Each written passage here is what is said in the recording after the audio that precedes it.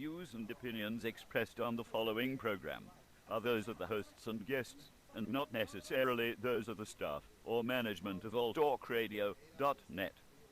The following program may contain language of an adult nature. Listener discretion is advised. We are anonymous, and you're listening to Maxwell Silverhammer. Fuck that guy. And DJ Jerkman. Yeah, fuck that guy too. Only on STEM Radio. Damn, this shit really hurts me. Oh man, hold on, wait a minute. This is some bullshit. They're canceling the fucking show? Yeah, they're planning on dropping us after 7 years. That's bullshit. You still got people that listen and like the show. Look, guys, you had a good 7-year run. What more do you want from us? You're like a goddamn Oreo cookie. You taste like shit but swathed in the center. Okay, goddamn it. Our hands are tied, okay? Yeah, you're goddamn right, your hands are tied. Jerkin, pass me the duct tape. Motherfucker. Wait a minute. What are you doing? Tape them together. Yeah, motherfucker. You know what? I think I kind of like this. Yeah. Tie it a little tighter. Tighter.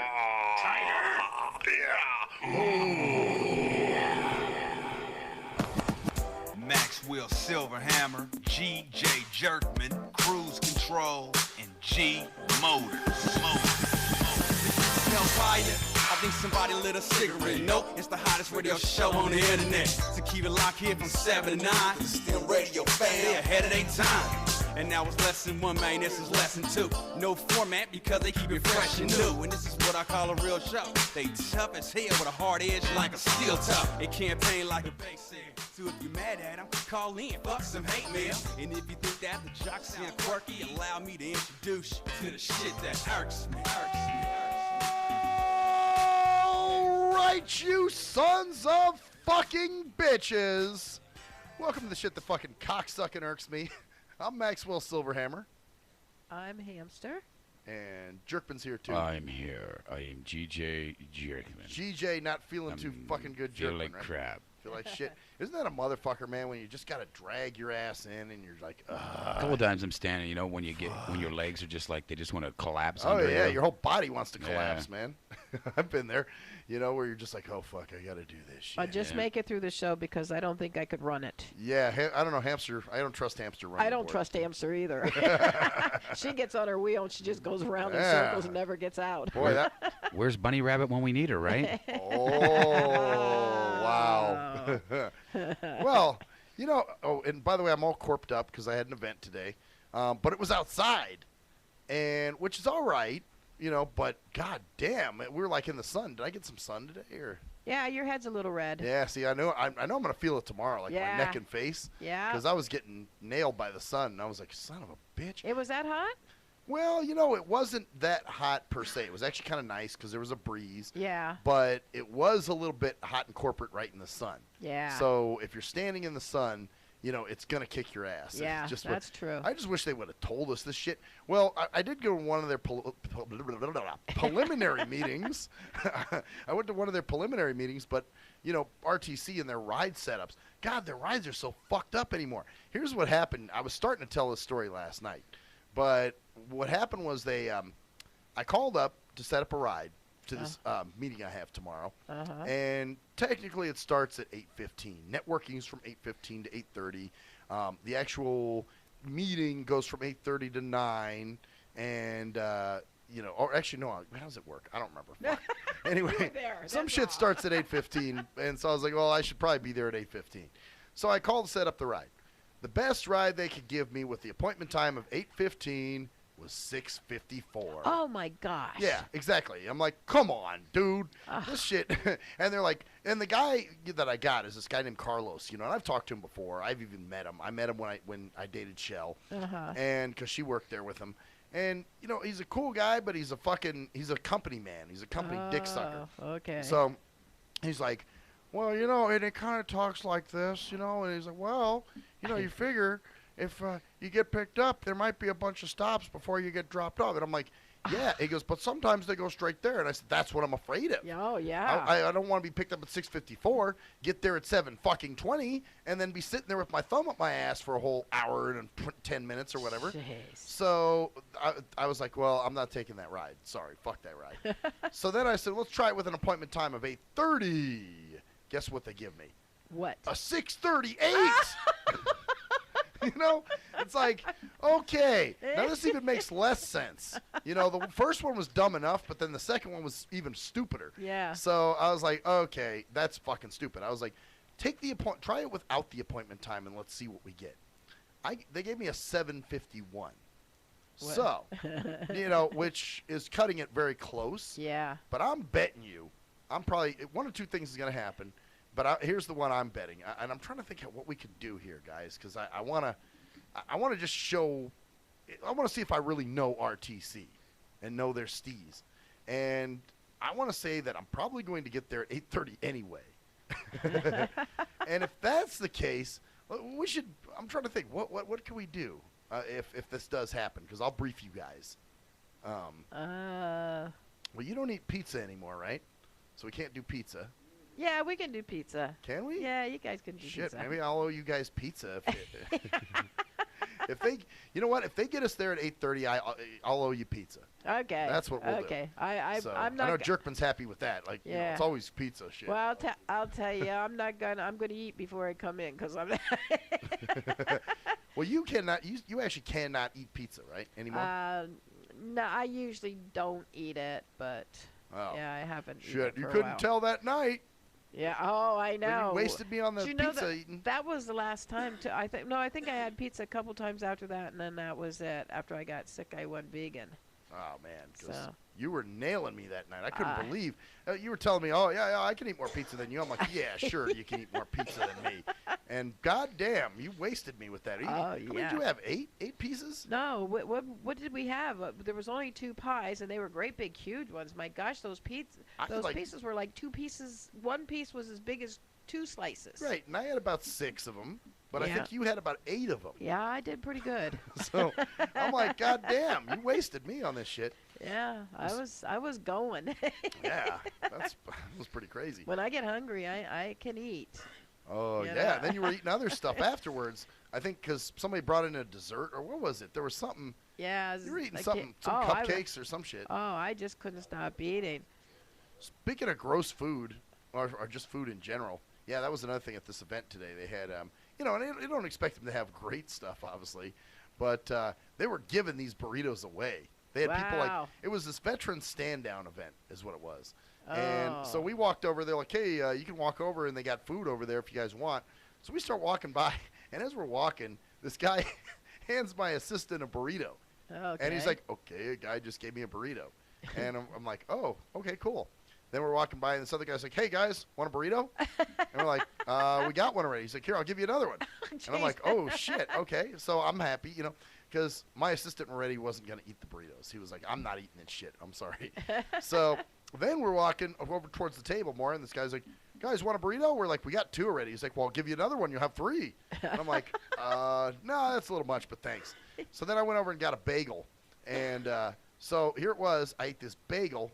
And then, and by the way, see, this is what's crazy. Yes, I did put cream cheese on it. Oh, well, see, you said sometimes you'll eat cheese. It just depends. Here's the thing. You know, there's certain, like, cheese I will not eat. Like cheddar and American. You know, all that stuff I will not eat. It'll gag me out. You know what I'm saying? But I can eat cream cheese. I can eat cheesecake. You know, there are some people like, oh, it's cheesecake. You eat that? And I'm like, well, fuck yeah, I eat cheesecake. You know, but I don't like the taste of cheese. Yeah, well, that's the way with my daughter, Teresa. She eats tomato sauce and she eats tomato soup, but she will not eat a tomato. Tomatoes. Huh. That's interesting. Well, when she was younger, we had a garden, and I cooked green fried tomatoes, and she just ate and ate and ate and ate, and then we'd have tomato sandwiches, and she just got grossed out by them, and now she just can't eat a tomato. Just because she had too many of them? It may just be the texture or something, or for me, it's just the taste, just that taste of cheese. I don't know. It's just, oh. Really? Yeah. And I thought maybe somewhere along the line you had Limburger cheese and it killed your taste for cheese. I just don't like the taste of cheese, period. You know what's funny, too, because my parents tell me when I was little, we're talking, 2 years old or something, they said I used to eat cheese. Well, some people do. They they'll have a taste for something, then they get older, they can't stand the stuff. Huh. Now, my sister, when she was a little girl, she took a Boston cream pie and hid underneath the table and ate the whole Boston cream pie. And to this day, I can't even mention the word Boston cream. She got sick. She got sick. Yeah, she hasn't had Boston cream pie since then. Huh. Well, that's weird. It's strange how our taste buds. Well, now another thing that kind of, even the sound of it kind of grosses me out is cream of wheat. I can't do cream of wheat. I can't do that. I tried, and I can't do cream of wheat. I ate that when I was a kid so much. Yes, you know what I'm saying? That now I'm just like, I can't fucking.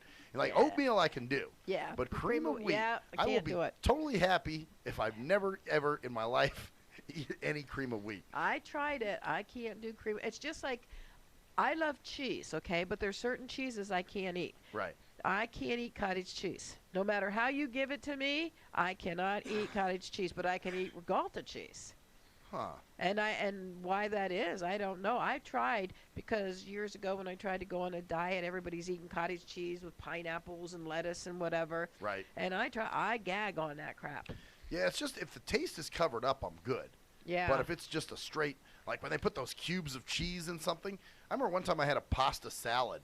Oh, yeah, they put cubes of cheese in that. Oh, yeah. So I found out, and I thought, well, maybe I could force it down with some with water or something. Yeah. And I couldn't even do that. I was like, I got to spit it in my napkin.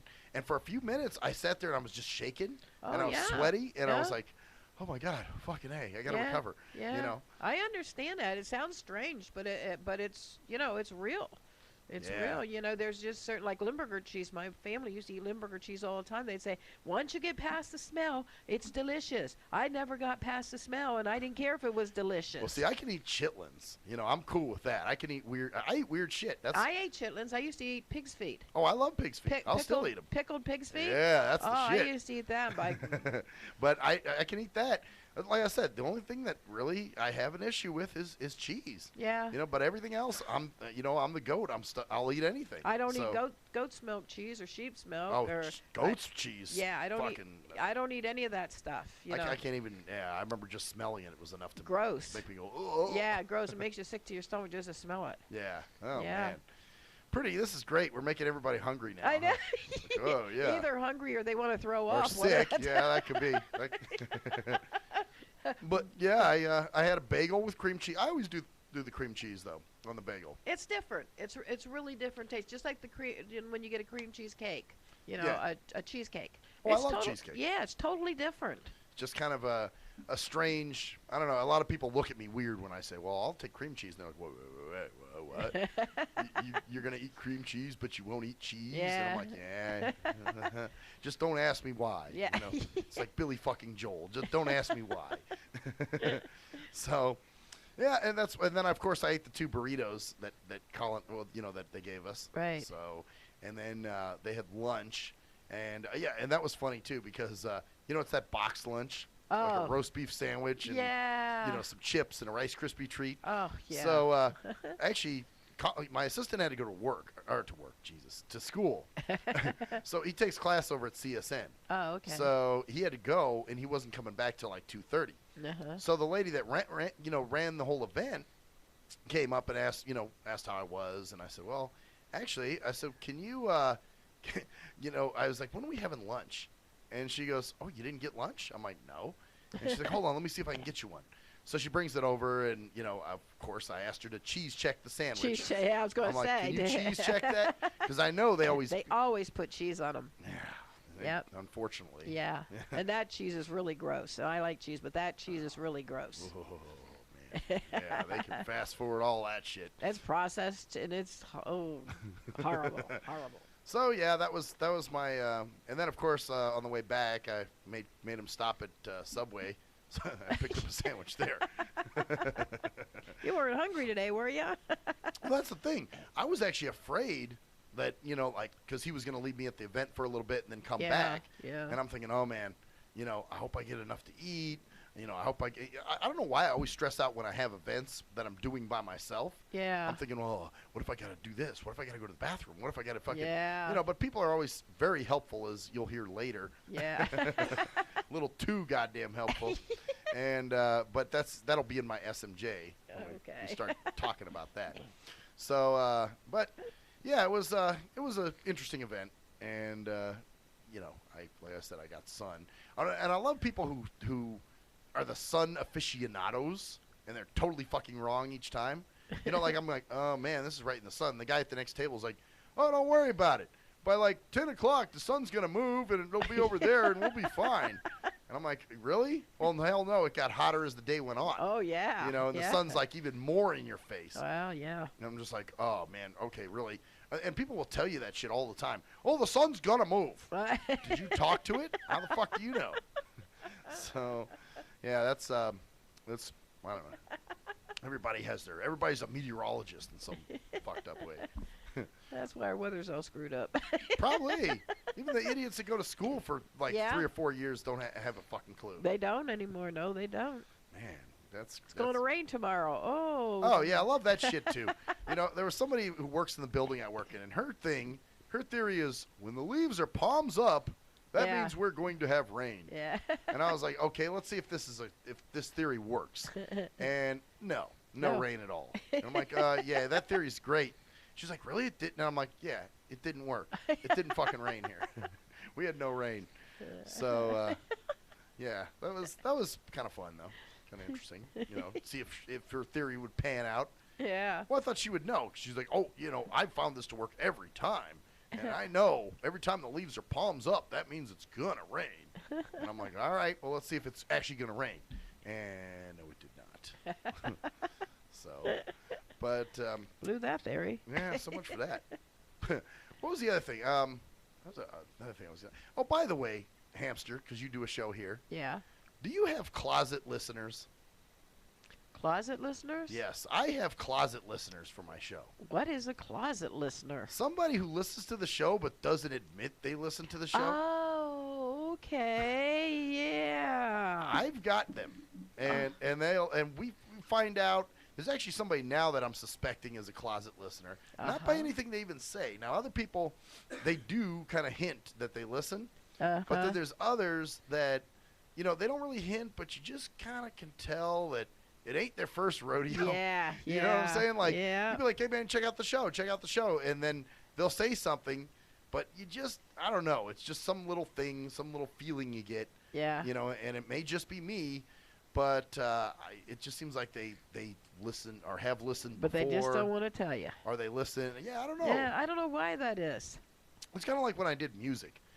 People, they kind of almost downplay your stuff a little bit. Yeah. Like they'll say, damn, that actually looks like a real album. or they'll do the other extreme. Wow, this is pretty good, man. Pretty good. Pretty good. They don't really give a synopsis. They don't say, "Wow, that was really great" or anything like that. It was funny because this guy Scott that I used to hang out with, and this is kind of what introduced me to the closet listener. When he first heard it, he was like, "It's pretty good," And then at one point, because he's like, you know what, I got to open my mind, man. He's like, I don't really think, because I could tell he really just wasn't giving me my just due.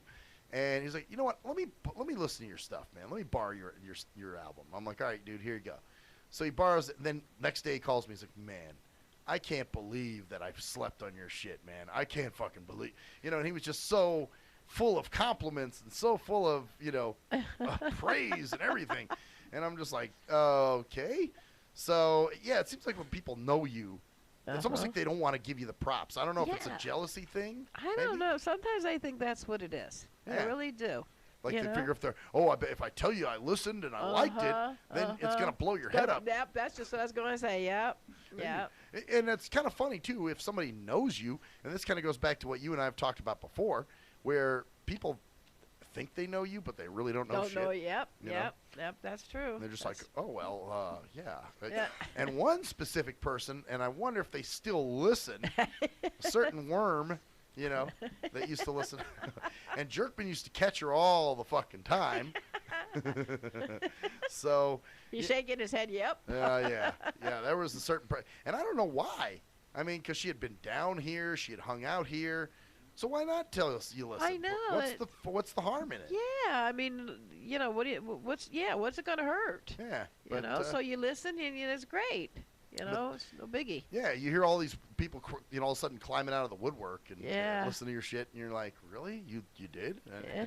So I don't know. I just have the suspicion about someone being a closet listener. Okay. And I'm like, somebody recently that I'm like, hey, you know what? I think they listen more than they lead on. Yeah. You know? Yeah. So it's really crazy. Or either that, well, I think maybe too, if it's somebody of the opposite sex, I think they think that if they tell you they listen a lot or that they have listened more than one occasion, that you're going to get like, hey, you like me, huh? You know, or some weird shit. Possibility there. Because that's what I gauge here. I think that somebody is a closet listener, and I just stuff. I don't have any concrete evidence. But I kind of think you're right. Yeah, it's one of those things where they tune in, you know, whenever they get the chance, or, you know, if they're not listening to it live, they're listening to an archive or something. Yep. So. Yep. But yeah. So do you have any for your show like that, or is it all pretty straightforward?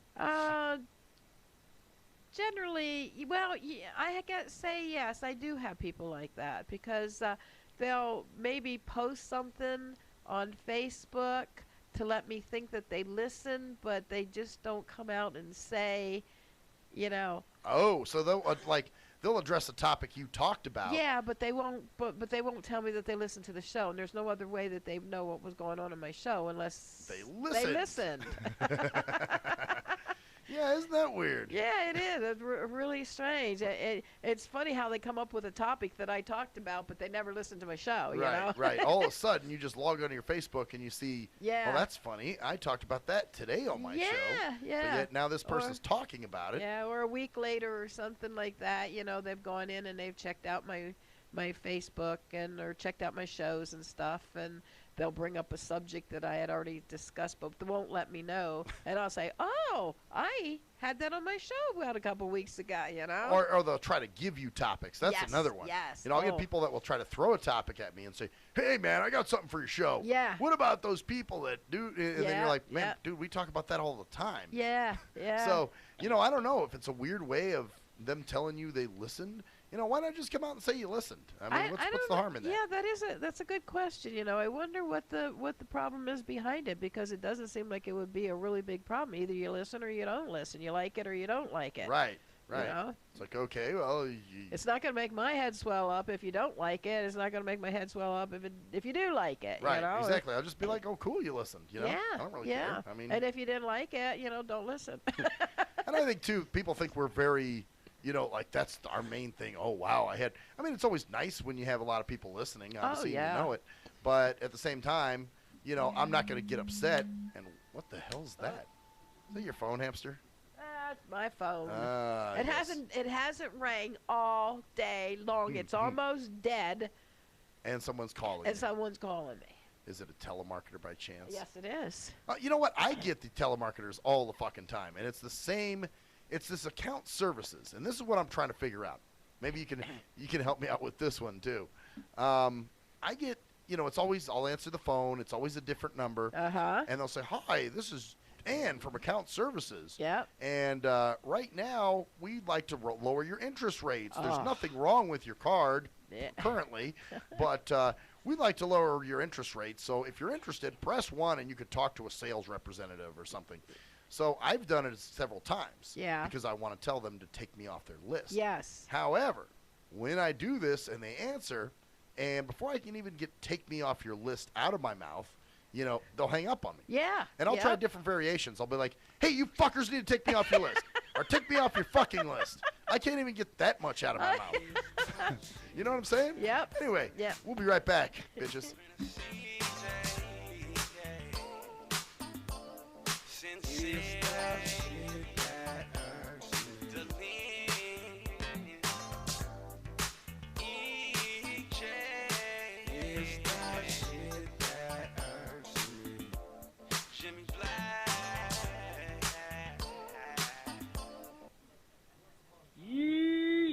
What up, though? It's the undeniable JT Money, a.k.a. the Bitchizer, and you tuned in to STIM Radio with Maxwell Silverhammer and GJ the Jerkman. Heavy that. And guess what? They hate hoes almost as much as I do, so don't sleep on these cats. And speaking of sleeping, don't forget to check out my new single, Hustling, from my new project, Morning Wood. It's going down heavy, baby. And speaking of being out, I'm out like a busted traffic, like you already know. Get him, Jay! Answer me this. When did having a lot of YouTube hits and hella MySpace friends begin to determine whether a rapper has good music or not? Let's be serious. You wouldn't trust half of these people to wash your car or your dog. But you gonna let these people determine what music you listen to? That's crazy. You gotta be a leader, man, not a follower. And check out that classic album by your boy Black Ice, 5.0 Reasons, 10th Anniversary, 1998 to 2008. It's that classic Bay Area G-Funk and mob music. Sample the entire album at cdbaby.com, rhapsody.com, Napster, and iTunes. Or just Google your boy Black Ice. That's Y-A-B-O-Y, Black Ice. He was a young white kid from the suburbs who had it all. Yo, Pops, when you gonna paint my motherfucking Bentley and shit? Sorry, son, I'll get to it. It's just been very hectic down at the office. But he wanted something more. Yo, I wish I could be a G, dog. He wanted to come from those mean streets and be a G like his compadres that he looked up to. Yo, man, if only I could have a gack, dude. I'd bust the most caps out of any G. Then he met Jay Fucker on MySpace, where he learned to rock up that crack cocaine with the dopest of OGs from the street. Yo, we gonna hit the track right now, and we gonna slang these hover rocks to these motherfucking fiends, you know what I'm saying? Yeah, dude, can I roll with you, dog? Can I roll in your 6'4"? It's a tale of urban struggle. Yo, you gotta do what you gotta do to survive out in this bitch, you know what I'm saying? Yeah, dude, I can dig it. It was a tale of romance. Hey, dog, you mind if we sleep in the same bed? Gerald Jisenbag and Harold Hardcock give it 2 thumbs up. It's Black Cock Down. Hello, ladies and gentlemen. I'm Maxwell Silverhammer of the award-winning Shit That Irks Me. Now, usually, I'm joking and having fun and laughing, but in this case, I'm here to talk about something very serious. There's a phenomenon that's going on all over this country. It's called dimpling or dimple caking. That's right. There are lonely-ass, poor, sorry sons of fucking bitches that have no friends, no life, and nothing really going on for themselves. So they need people to talk to. So what they'll do is they'll call your phone. And usually what you'll do, being the heartless son of a bitch that you are, you'll just let the phone ring and roll it into your voicemail. And then you sit there and you contemplate, oh no, I have to call this person back. I have to call this person back, knowing that there's quite the chore that's in front of you. What do you do? If you're the heartless son of a bitch that never calls them back, you need to stop now. You need to call that person back and do your dimple duty. That's right. It is your dimple duty to make sure that this person is happy and content and feels worth. That's right. This person needs to feel like they have some worth. So, do your dimple duty today. Thank you. I am Maxwell Silverhammer with a public service announcement. Do you hate women that you can't fuck? Have you tried to rub your dick on some woman's foot and she turned you down? What the fuck are you doing? Well, if so, you need Game for the Mentally Lame. That's right. If you're a mental retard and women are trying to kill you with their Google cheesy leasy, then this is the book for you. That's right. Learn brand new pickup lines. Hey, baby, you hear my fake? Wanna hit on it? No, I don't want to sit on your face, but I'd like to split your fucking lip. Or you can also learn brand new ways of being smooth and romantic with the come-ons. Hey, how about we go have some choochie, and then after that, we can go to the rum one. Great, just what I've always wanted, my own drunken alcoholic retard. No thanks. So see, the proof is in the tard. So get Game for the Mentally Lame for only $19.99 if you call now. Order Game for the Mentally Lame for all tards and those who can't quite get it. At last, the wait's finally over. Be Sick returns from a long hiatus with a brand new album entitled Mr. Zero Tolerance. Available for digital download only. Be Sick's no punches pulled approach on the mic gives listeners what they want, as well as gives the rap game a well-deserved kick in the ass, with such hard-hitting gems as the title track, Mr. Zero Tolerance. Mr. Zero fucking tolerance, you fakes at your fun. My tongue's replacing the gun. My toleration is none. Fucking buster and a bitch. Or the laid-back, fun-filled street anthem entitled Change of Pace, featuring Ghost. This is something to bump as a gift to the haters. So turn it up loud just to piss off your neighbors. And if you out rolling, you'll be getting a ticket. And if you Straight to the guts, blind to the facts. Blind to the facts that your mind's in a trap. Blind to the facts that with time we adapt. Blind to the facts of what you don't understand. Blind to the facts by the media scams.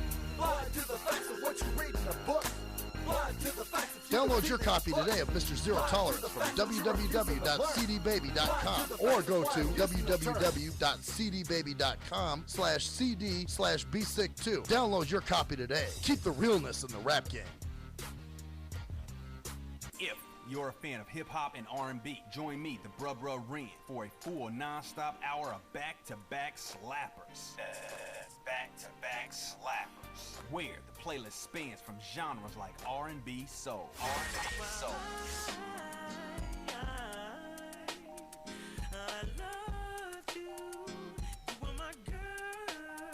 Hip-hop bangers like 25 sitting on 25 mil, I'm in the building and I'm feeling myself. Rest in peace, Mac Dre. I'ma do it for the bay, okay? Getting paid, we'll holler whenever that stop. My team good, we don't really need a mascot. classic throwbacks like Well, I'm peeping and I'm creeping and I'm creeping, but I damn near got caught cause my beeper kept beeping. Now it's time for me to make my impression felt. So sit back, relax, and strap on your seatbelt. You've never been on a ride like this before.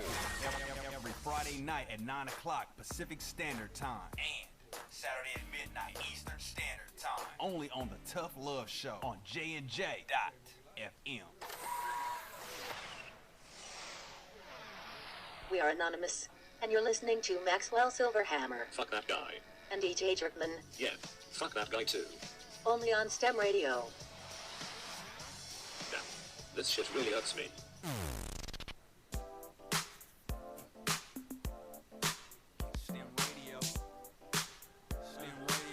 Oh, yes, bitches. Welcome back to the shit that fucking irks me.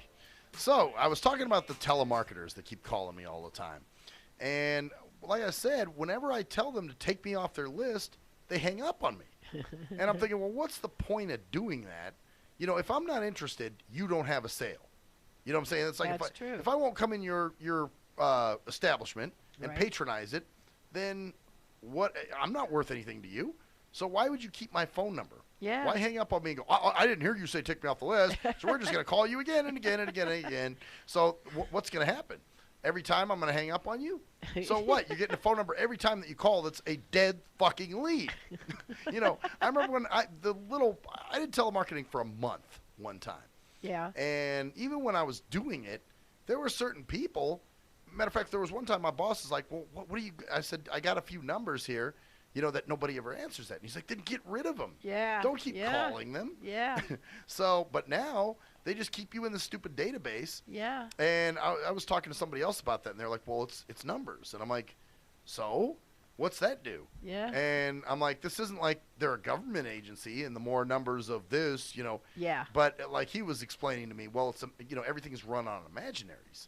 So, Oh. you know, but still it doesn't make sense. Nah. Because you Yeah. have a number of somebody who will never buy whatever the fuck you're selling. Right. I hate it when they call up, and this one guy, he'll call up, and you think it's important, and the guy starts talking as a recording. Oh. Oh, you just won a trip to the Bahamas, and this is your. Oh, and I'm like, oh. Does it have the horn in the beginning? Hey, congratulations! Since You won a yeah. cruise to Yep, the Bahamas. yeah. Uh-huh. Then they do. What's his name? Rick or Rich or Oh something? yeah, they always give a name, a generic Yeah, name. Like the yeah. one that calls me is Ann from Account Services. Usually Oh, that's okay. the one. All right. You know. Yeah. I'm going like, oh, especially if I'm in the middle of doing something or I'm driving and I don't get a chance to look at the thing, but I turn it on anyhow just to see, because you never know who's calling. You don't have time to look at the number. You know what? You just gave me an idea. I did? Next time they call me, and I'll hit 1, right? Yeah. And get somebody.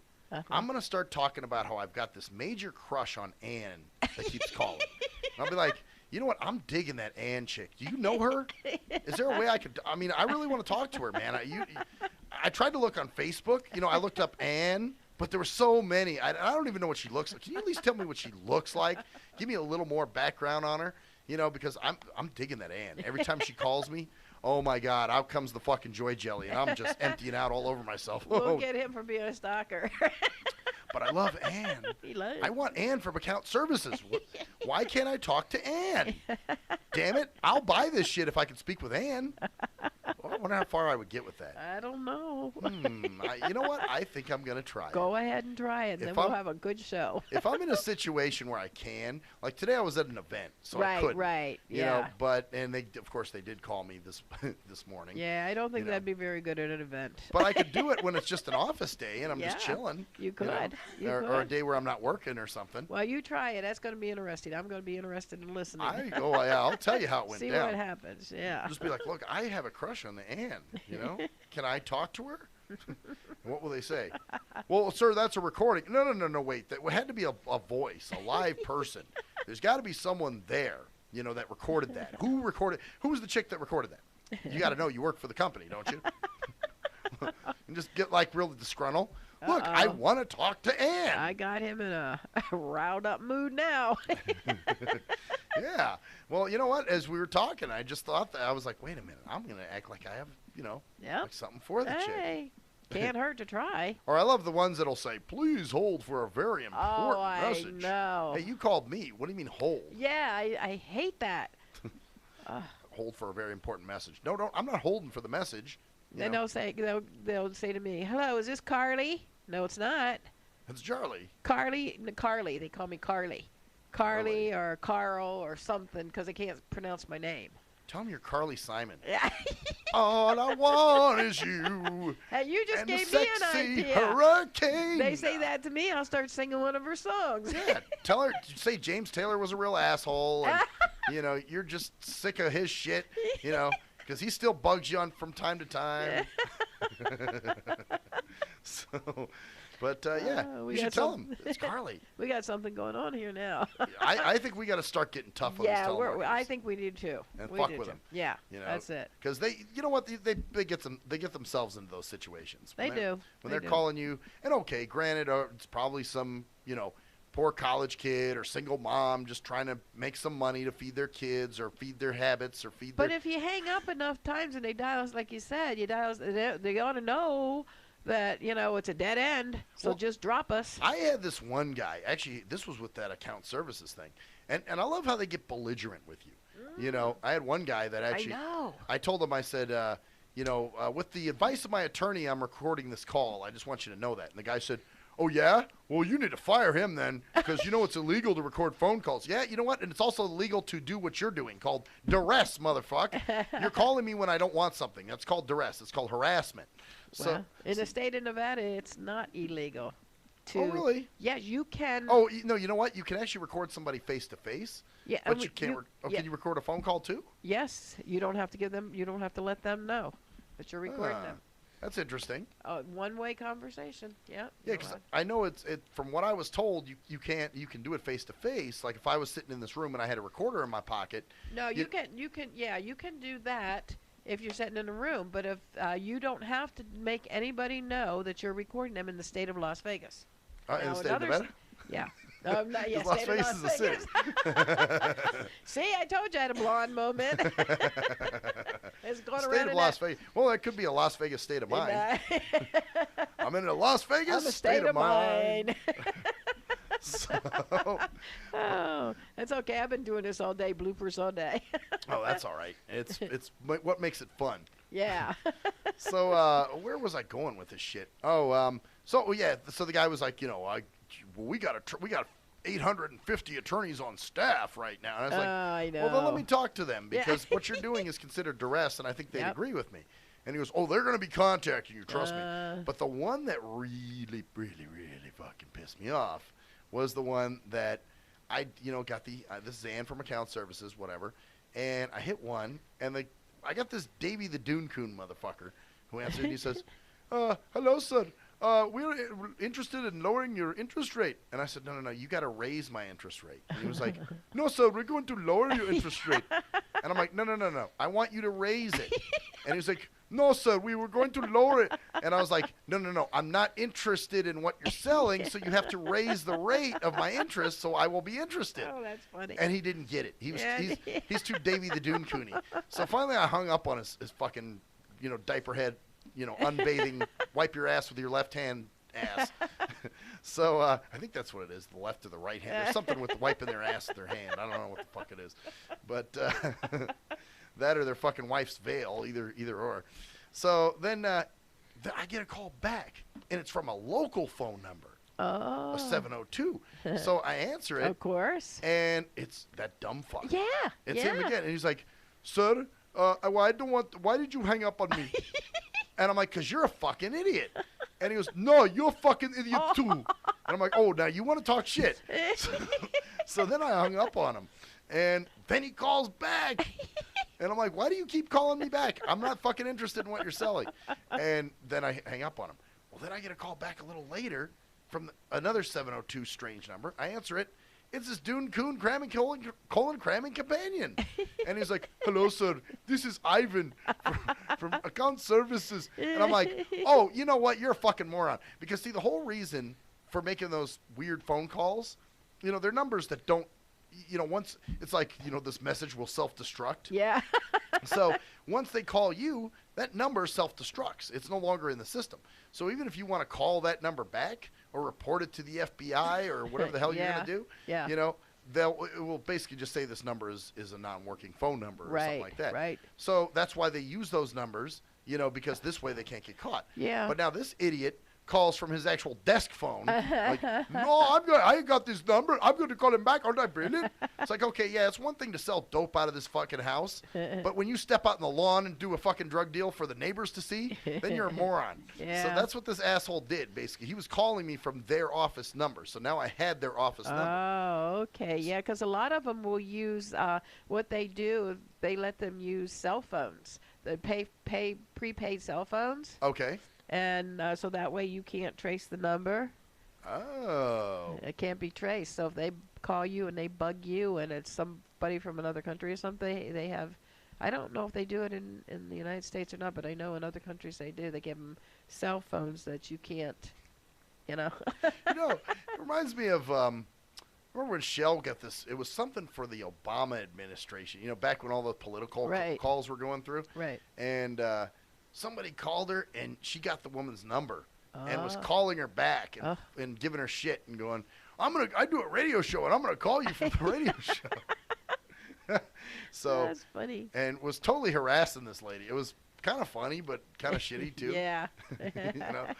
So. I had somebody call up the other day. They called George for me and was talking about I owed a bill, and they were calling to collect on it, and this bill was like 30 years old. And was it even a real bill that you accumulated, or is it bullshit? No, it was just bullcrap. They said they got that. And I'm going, what are you talking about? When I left Pennsylvania, all my bills were paid. What are they talking about? 20-some years ago or whatever, 20, 25, whatever it was, I'm like, what the heck are they? 15 years. Okay, Damn. 15 years. They got this, and they're coming after me for something. And if I don't pay them right now, what are they gonna do? They're going to send the cops after me, and send the cops after you. They're coming after me, and they're going to arrest me, and all this and that. And I'm going like, are they nuts? You tell them you're on a jail phone. Are they? I didn't you know what, dog? I'm on one of these jail phones right now. I didn't think of that. Like one. an illegal cell phone. Yeah. Like, fuck, I'm already in jail. How you gonna send the police after me? I'm already locked up, man. Well, a lot of this stuff is scams, but what happens is they get older people, and they know the people are older. Oh, and so then they scare them. Yes, as soon as they set their one person, I think it was, I saw it on TV, paid the bill because they were scared to death that they were coming to pick them up. See, this is the kind of shit. I mean, you got to figure, if your bill is old, or even if you paid it and you paid it, these people are, why are you talking to them? Yeah, exactly. Hang up on them because it's a scam. Yeah, I mean, they could call you back and bug you, but I mean, it's like, what? You're just fucking with me. Yeah, if they can fight like this person here, if they could get me scared enough to send them money for a bill that supposedly I'd paid a long, long time ago, it's just crazy. I don't know. Well, and part of this shit is, and I'm sorry, it takes two to tangle, but some of these old people should really be a little more savvy on this shit. Yeah, You know what I'm because it saying? happens so much now that's not like you can't be aware of it. Yeah, and it's publicized, and you learn about scams and things like that. Yeah, It's like, come on, man, don't get taken by this bullshit. But I've even had it work where I'll get older people that will call me up, and they'll start spouting out all this information right away, and I'm like, whoa, slow up. Yeah. Matter of fact, I got a story for you. Speaking of, now this is some more incorporatance. I talked about this shit last night, kind of, sort of. Actually, a lot of. This is with my taxes. My dad has this accountant who he really should fire.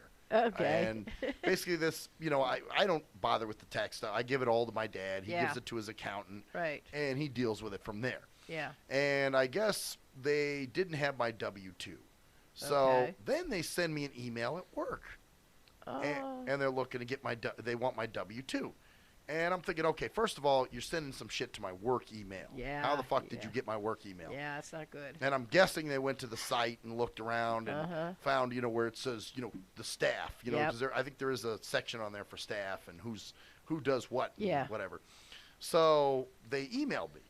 And so, I'm like, okay. So then I did get a copy of my W-2 electronically because it's up there on the site. Right. And I emailed it to them, and I said, and in the future, please use this email address, which I gave them my personal, because I said, this is my work email address. You shouldn't be sending me stuff. Right. Here. Well, today I come in, I get another email from this woman, and it has nothing to do with me or my W-2 or anything.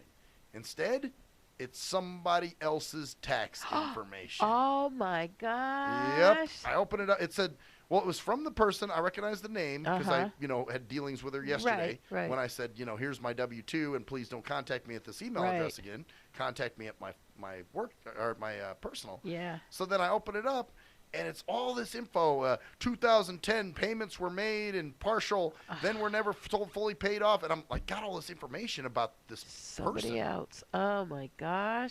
Yeah, and then she sends another email. Please disregard the last email. And, I think she's just one of these dumb. And then she calls me because she knows she fucked up. Oh, yeah. And I wasn't at work. Like I said, I had this event today, so it got my voicemail. When I came back to the office, I was checking voicemails, and that was on there. She was like, hi, this is Barbara from so-and-so's office. Please disregard the email that I CC'd you on something I shouldn't have, and please disregard. And she just sounds like one of these dumb older women. Yeah. That's just like, Just there. Yeah, pretty much. Like, you know what? She needs to be baking brownies or something. Yeah, You're working with people's taxes. Yeah, you're that's going to get really yourself in trouble. Yeah, that's really bad because, you got all that guy's information, and, the guy doesn't even know it. Well, that's what I'm saying. Yeah. Isn't that some shit, too? I like, thinking, man, I read his shit. Yeah, you read all of it. Oh, my gosh. She could really... she could have been really reamed out for that one. Oh, yeah. Well, and it's like, well, what do you do? Yeah. How do you, tell the person? Do you go to the head of the firm? He's probably out playing golf with his corporate colon cramming companion. Oh, Charlie, things are running so smooth at the office. And they'd cover it up anyhow. They'd find some way to cover it up. Oh, yeah, they probably would. Yeah, they wouldn't fire her. No, they'd just find some way of covering it up. When I'm feeling heterosexual, I pipe her, Yeah. But usually, in most cases, I'm out with Jim B. So, yeah, that's the whole. That's just funny though that some of these people just total blatant disregard. For somebody's personal information. And they'll just send it to you. Well, it's like the mail. Same shit. I'll get mail for other people. Yeah. I got somebody's child support shit one time. I know. The lady across the street comes over and she says, here, I've got your mail. Oh, okay. I've been waiting for that for a long time. Now you got it. It's, I don't need it now. Well, thank God for that. I mean, for, good neighbors because, shit. I mean, I'm in an apartment complex where, it's very transient. Yeah, and, well, like a condo complex. But, most people that live there rent. Yep. So, I mean, what? And when I get mail for other people, I throw it away. Yeah. I know you're not supposed to, but I do. Well, what are you going to do with it? I just get rid of the stuff, too, because I don't want to be responsible for Yeah. Well, one year I got Christmas gifts for some kids. Wow. Well, they were like, DVDs, like Rugrat DVDs. Oh, and, yeah. There were some dolls, some stuffed toys. Yeah. And it was from Grandpa Jim and Grandma Judy or some shit. And I'm like, okay, what the fuck am I going to do with all this? Am I going to call the post office and do a whole thing of having to return the mail and say you sent it to the wrong place? No, you know what? You incompetent assholes should do your fucking job and figure out where that's going. Yeah. So I said, you know what I'm going to do? I'm going to do something good with this. And I gave all the shit. Because this is when I was dating Shell, and she worked for RTC. Yeah. And they had like a Christmas tree or something. Oh, well, that was nice. Donated gifts. And I was like, please take these down there. Yeah. Put these under the tree so, you know what, some other kid can have Christmas. You know what I'm saying? Yeah, because those other people would be looking for their stuff, and the post office would have to, figure out where it was and be held accountable anyhow. So Grandma Judy and Grandpa Jim are calling them up going, did you get our gifts? No, we never fucking got them. Some asshole in Las Vegas got them. Well, see, you were nice. You gave them to somebody, and that worked well, out. Well, I can't do anything with them. Right. Dolls and fucking Barney CDs. What am I going to do with that shit? I don't have kids. Yeah. So, but what if I was some unfortunate, unscrupulous asshole that had kids? Yeah. I'm like, your kids? Yeah. Santa Claus did come. I don't know who delivered this shit. Yeah. And I didn't have to leave him cookies. Isn't that cool? You got a new aunt and uncle. Yeah. Or grandma and grandpa. Grandpa Jim and Grandma Judy. Yeah. They're going to send you some new shit every year. I know. Yeah. And it's so reckless with that, too, with the mail and, well, that's just like my daughter went out and these people were in the hospital. And these people were sitting there and they were talking about this person, the patient, and telling all the information and everything right in front of her. And, wow. She looked at him and she said, excuse me, did you ever hear the HIPAA law? Do you know what you just did? You just gave me all the information of that guy that was in that other room over there. Yeah, they'll talk about somebody, like a patient right in front of you. And you're like, I don't think I should be hearing this shit. No, and she knew everything. She knew the guy's social security number. She knew what he was in for. She knew all hell that. No. Yeah, and she was standing right there. They were just going between the both, just talking all this crap up. It's like you have no clue, do you? Yeah, yeah. It's like you can get yourself in all kinds of trouble. Yeah, Teresa got really upset. She goes, you know what you're doing? Well, I guess with her, too, she was a nurse, right? Yeah. So that's even worse. Yeah. You're seeing this shit and you're going, okay. Yeah, she said, that's not professional at all. I'm not supposed to know that guy's information. Then what was their reaction? Oh, they were, oh, well, we're sorry, We're sorry. Yeah. You fucking idiot. Yeah, that's what she said. Wow. She said, I should report you. I think she should have. Yeah, she should have. I mean, probably nothing would have happened, but... No, but it's still the fact. Yeah. It's just a fact. The fact that somebody's, talking about other patients around you, giving out other info. Yeah, because wonder if it was somebody standing there that knew you... Yeah. Or if it's somebody that was there that shouldn't know your information, like your phone number and your social security and all that crap. I actually had somebody one time, this is one of these social workers, okay. They called me about some guys, I don't know how the hell, they were asking about their medical record or something. Wow. And they're like, yeah, I want to know about Joseph Duckelschmuck or whatever.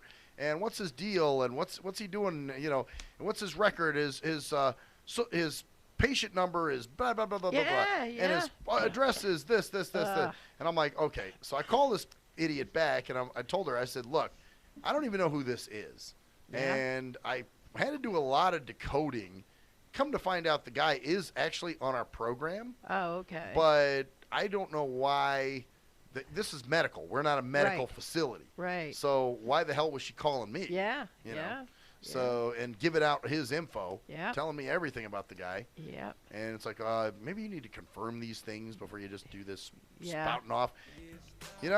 Anyway, we're doing a lot of spouting off, too, so we're going to go to a break, and we'll be right back, bitches.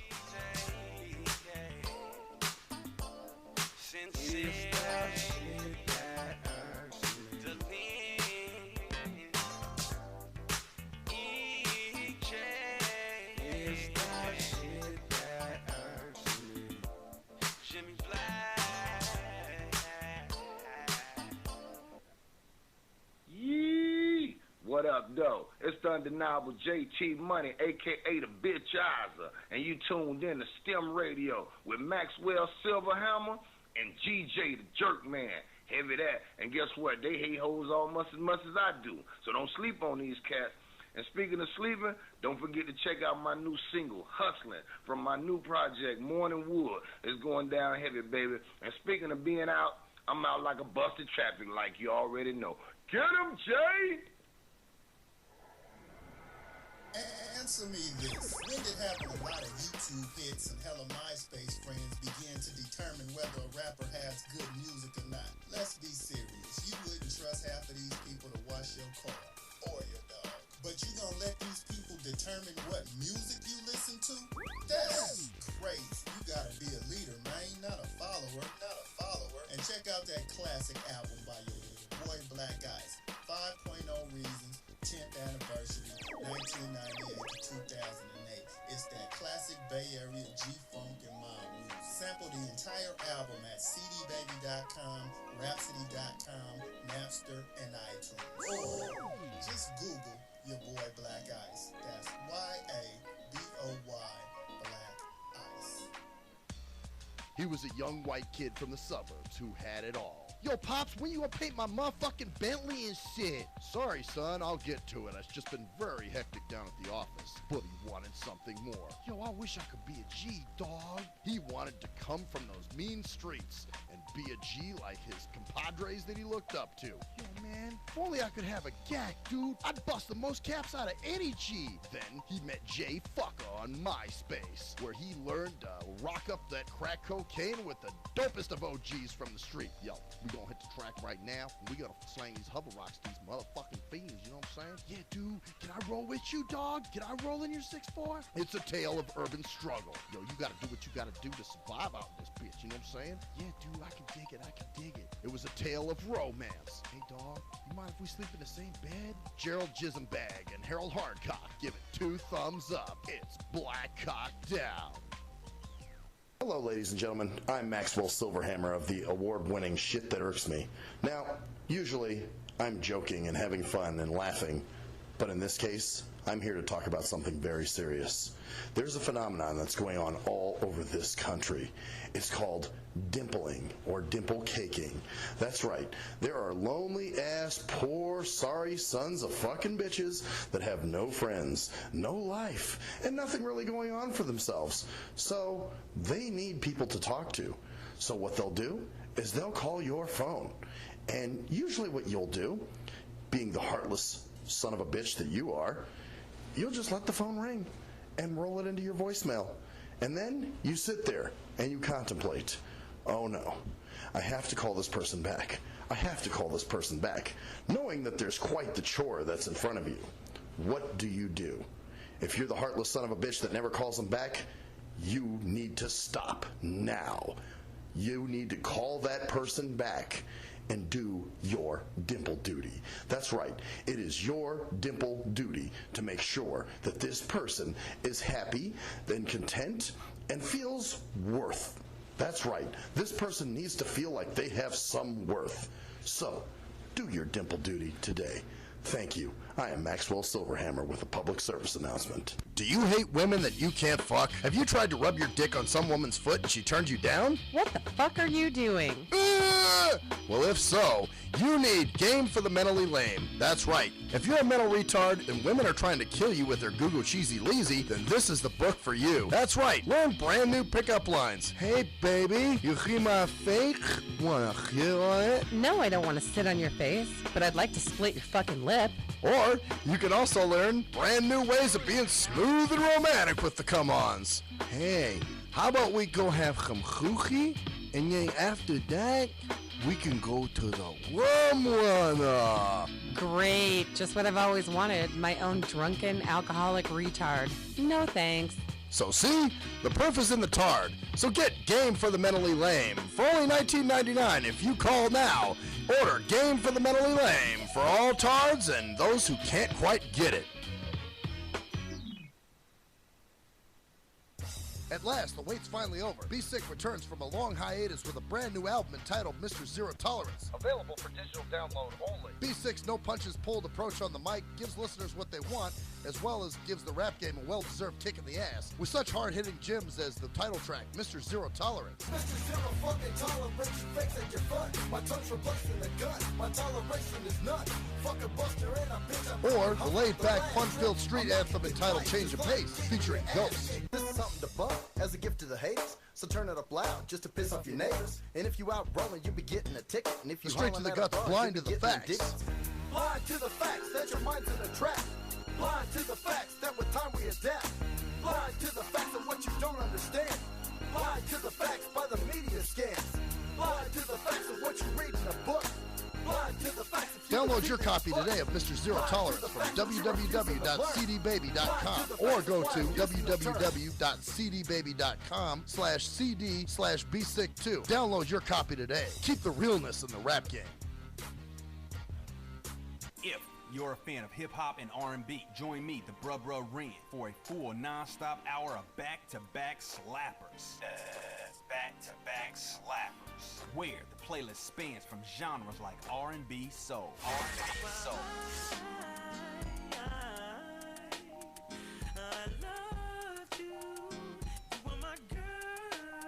Hip-hop bangers like 25 sitting on 25 mil, I'm in the building and I'm feeling myself. Rest in peace, Mac Dre. I'ma do it for the bay, okay? Getting paid, we'll holler whenever that stop. My team good, we don't really need a mascot. classic throwbacks like. Well, I'm peeping and I'm creeping and I'm creeping.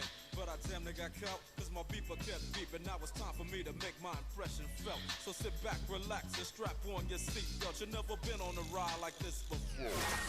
Every Friday night at 9 o'clock Pacific Standard Time. And Saturday at midnight Eastern Standard Time. Only on the Tough Love Show on JNJ.FM. We are anonymous, and you're listening to Maxwell Silverhammer Fuck that guy. and DJ Jerkman, Yeah, fuck that guy too. only on STEM Radio. Damn, this shit really hurts me.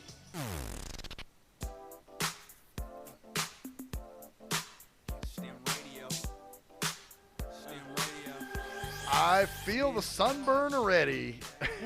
I can, like on my ears. Oh yeah, You know? you're all red. Oh yeah. Yeah, So I got I'm burned. surprised you can feel it through the long hairs on your ears. Oh. You know, I trimmed my nose hairs the other day. You should. That was a bitch. All right. Bless you. Ah, thank you. All right. So I got an SMJ. You ready for the SMJ? Yep. Here it comes. I'm going to talk about CITES here. Here we go. Oh, yeah.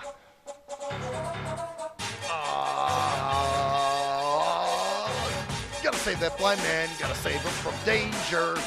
Gotta save that blind man. Gotta save him from strangers. Oh, all right. So here we go. First, like I said, we had the event today. And so my assistant's there. I showed up before him.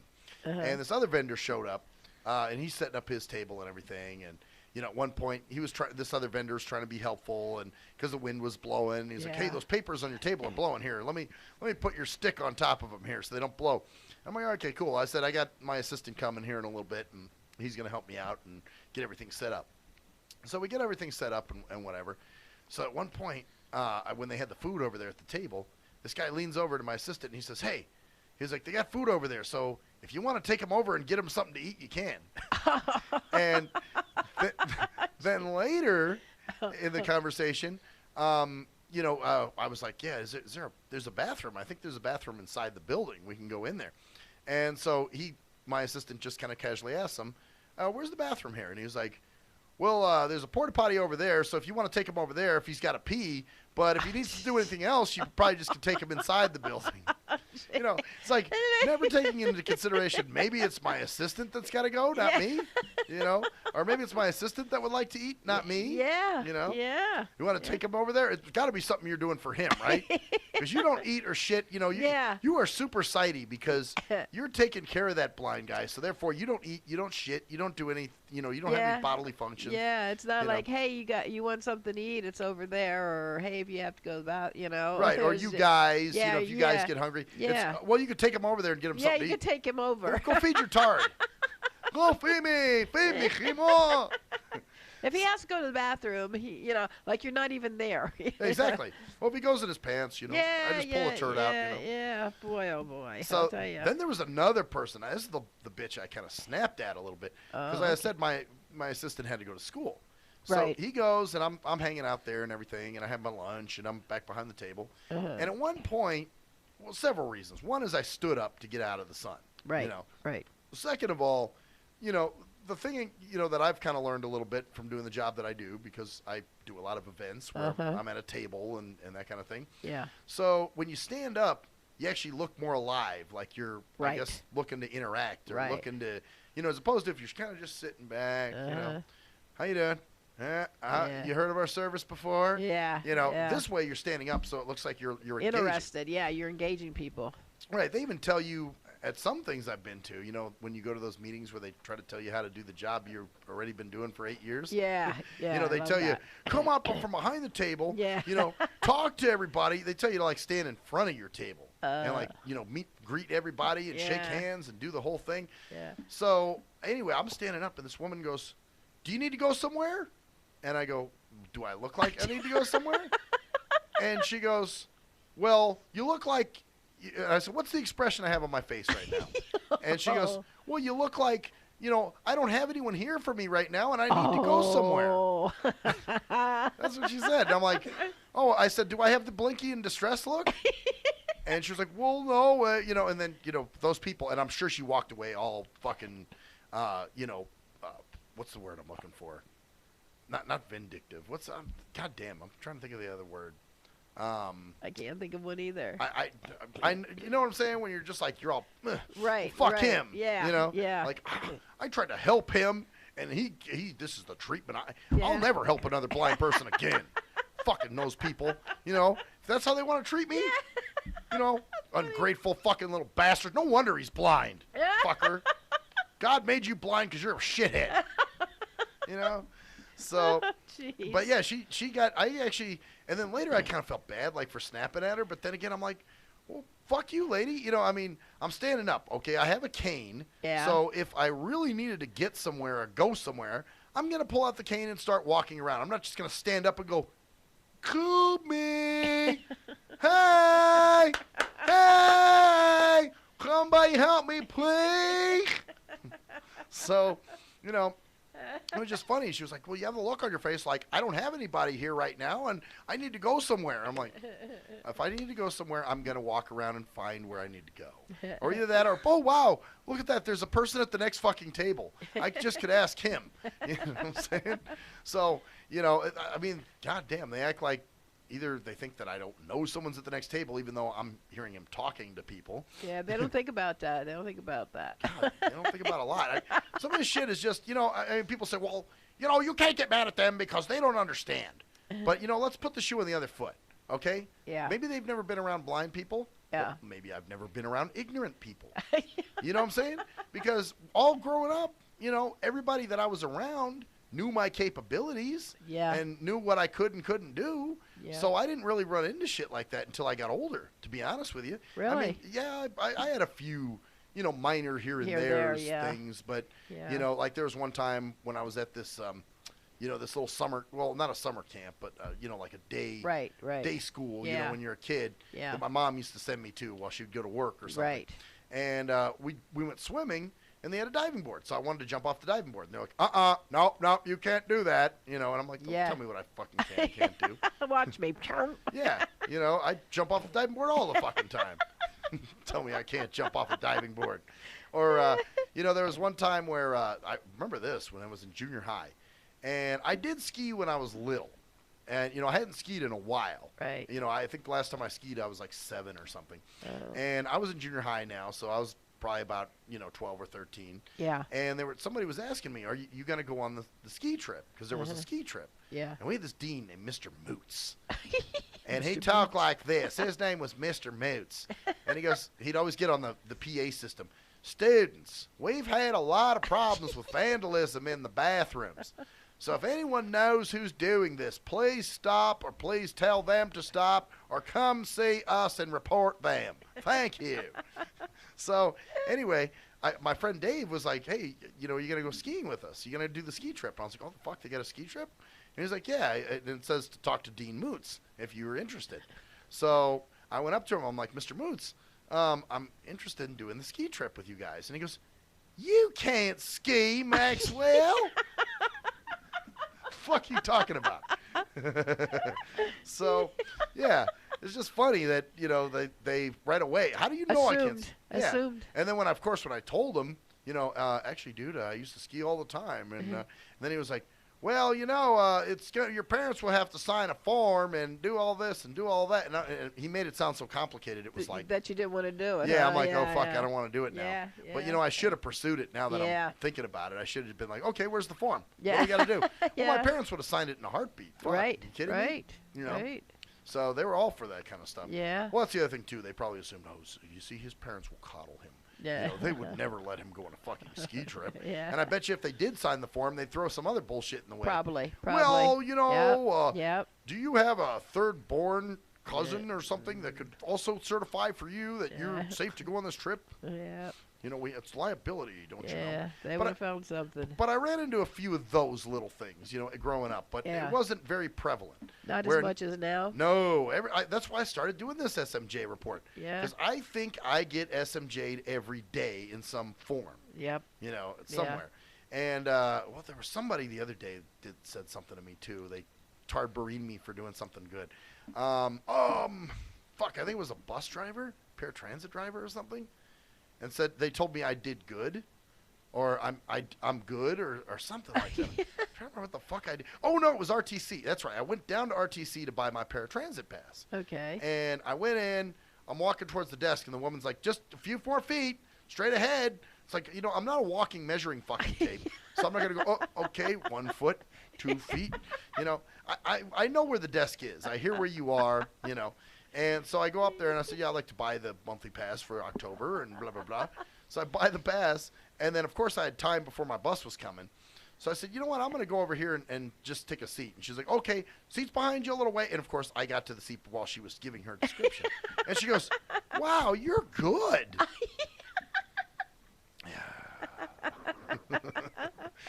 So, yeah, it's like I said, I get SMJ'd in some form or fashion every day. Whether it's very subtle or whether it's very blatant. Yeah. So that's why I've started doing these SMJ reports, because I'm like, okay, this shit, I just want to show people. Now, there's been times where I've gone a few days without doing any because I haven't gotten any. But like we said, they're more prevalent now. And it's weird, too, because as I'm in the workforce, around a lot of other sighted people, that probably think I shouldn't be there. You know what I'm saying? Yeah. And they're just like, oh my god, oh my god, oh my god. Who lets him work? Who gave him permission to work? Make money? He gets a government check. Isn't that enough? Where's he getting this greedy? Is he watching fucking? I remember the financial guy. Who's the financial dude? Any financial? Who does? I don't watch that stuff, so I'm totally inept. I don't know. Is he reading Rich Dad Poor Dad or something? Trying to be, trying to make money? I mean, what the fuck is he doing? Why is he even out in this workforce? He should be home. I know there's people that think that. Yeah. You know what I'm saying? Yeah, that do there have the are, mindset. yeah. So, when that ignorance is presented, I look at it like that's the kind of ignorance that's held me down all my adult life. Yeah. So I'm going to fucking smash on it every time it comes across me. So, and people are like, well, you can't do it, yes, you can, because, again, this is the mentality that's held me back. Yeah. So anything that's holding me back, I'm going to destroy, Okay. So that's why I have such a attitude towards it, because, again, I don't understand ignorant people. The same way they don't understand me. Well, they haven't been around blind people. You have to cut them slack. Well, I haven't been around ignorant people, so they have to cut me slack. So I think you've been around quite a few anymore. Well, that's it. It's so prevalent now. Yeah, it is. It really is. So that's why I'm just like, okay, well, fuck it. So so that was that. Those were my SMJs for the day of people saying and doing dumb shit. And trying to think, and actually the vendor next to me, I think when he realized I was competent, later came up to me and was like, "Hey, I just have a question. I was just wondering this." And it was a genuine question. Yeah. He was like, "Do you have some vision?" I'm like, "No, I don't have any vision." And he was like, "Oh, really?" And so I said, "Yeah." He goes, "So you don't see dark or light or anything?" And I'm like, "No." So then I'm explaining. We're having a discussion, and it's fine. So people think I just get defensive when people ask questions. But, right. I just don't like assumptions. Yeah. That's my thing. That's the difference. When you ask me a question that's loaded with assumption, then that's when I get pissed off. Yeah. But when you just ask me a straight up question, I'm cool with that. Yeah. We can have it. And he was asking. He goes, "Well, I just noticed you seem to know, where things are at around you." Right. And and I said, "Well, funny enough, I have a photographic memory." And he's like, "Really?" And I'm like, "Yeah, I know it sounds strange, but I could be somewhere, walk around the building, learn how the building's set up, and then be able to walk that myself." Right. Because I remember the layout of it, where things are at spatially to me. Yep. Now there's some buildings that are strange, and the RTC building is one. Oh, yeah? You come out the door, and they got all this Custabelouche all over the fucking place. Like these rock gardens and plants and shit. Yeah. So, if you make the wrong turn, you walk your ass into a planter. Yeah. Yeah. Or if you walk into a bench, and it's almost like you're trapped in. Right, right. So you kind of have to get a little assistance over to where the buses pull up. Yeah. So that's where I had a little trouble yesterday. Yeah. That somebody was, trying to help me with. And that was the other thing. I think the woman that... she goes, "Well, do you want me to tell you when your bus is here?" And I was just like, "No, I'm not doing that. I'm not depending on somebody to tell me when the bus is here." Because I've had that happen too, where, I was at, I think it was a dentist's office or something. And they're like, "Oh, we'll tell you when your bus is here." Well, then they get talking about their online Mahjong game or what plants they planted in their garden or whatever dumb shit they talk about. And I hear the bus pull up and I get my cane and I start walking out and they're like, Oh, your bus is here. Oh, yeah. It's funny how I heard it before you fucking saw it. So that's why I was like, nah. Yeah. I'm not dependent on somebody to tell me when my shit is. So. Yeah. So, but anyway, that was that. And, some of the dumb sidey shit that I deal with. Yeah, I always wonder, because I like listening to what you have to say. Well, there's another person that we saw tonight. And they really milk their disability. Yes. They milk their blindness. And I don't know who the fuck taught them to do that. But that's just one of those things. That's just one more reason why I get SMJ'd all the fucking time. Yeah, especially when they don't have to. Well, that's it. And we saw them even getting on the bus. Yeah. And they were stumbling on the stairs and having trouble. Yeah. And needing the driver to do this and do that and whatever. And you're going, it's people like you is the reason drivers do the shit they do, like clucking at me like a fucking dog. Oh. I had a driver doing that. That was really? That was the old all talk actually. Well, I walked out and I hear this. Oh.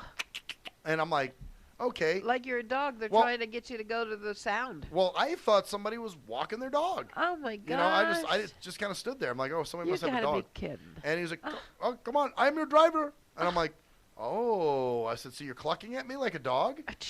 And of course, I mean, he was a raghead, so I mean, I can't, in his country, blind people are vulture pooed.